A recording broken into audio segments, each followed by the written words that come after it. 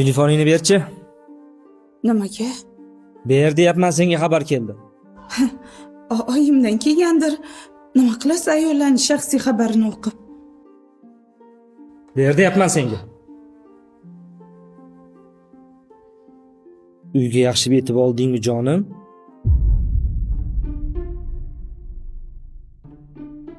Kampir hali ham uxlayapti ekanmi?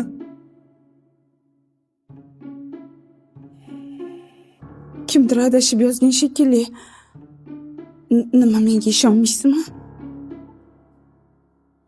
Bu ana o telefonmi? Oyimniki degan eding? Hali oyimga berishga ulgurmagandim. Nima, senda ikkita telefon bormi? Kim bu xabar yozgan? Kim bilan ko'rishib kelyapsan? Gapir deyapman. Shavkat aka, nega jahlingiz chiqadi?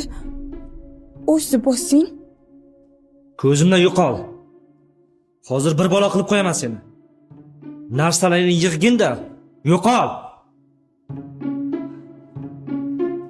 Voy tavba. Aytdim, nimaga men ko'p uxlayapman deb. Ana, tortma to'la uyqu dorilar ekan. Siz oldida ichmasangiz-ku bunaqa dorilarni. Ha, to'g'ri. Voy sho'rim qursin. Bu kelin esi joyidami? Unga nima yomonlik qildim axir? Xullas shunaqa gap. Tashqarida qizingizni hamma saqolari turibdi. Men buni biror nima qilib qo'ymasimdan oldin uyingizga olib keldim. Birovlarning gunohi uchun men qamoqda tovon to'lashni istamayman. Sizlarga rahmat. Qizingizga juda yaxshi tarbiya bergan ekansizlar. Shavkatjon, bo'lishi mumkin emas. Meni qizim unaqa yengiltak qiz emas. Men hammasini surishtirib bildim. Ajrimga arizani o'zim beraman. Sudda ko'rishamiz.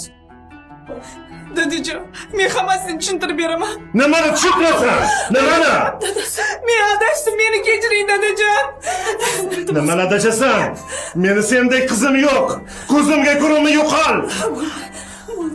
Dalinga chiqib ketdi dadasi. Dadajon,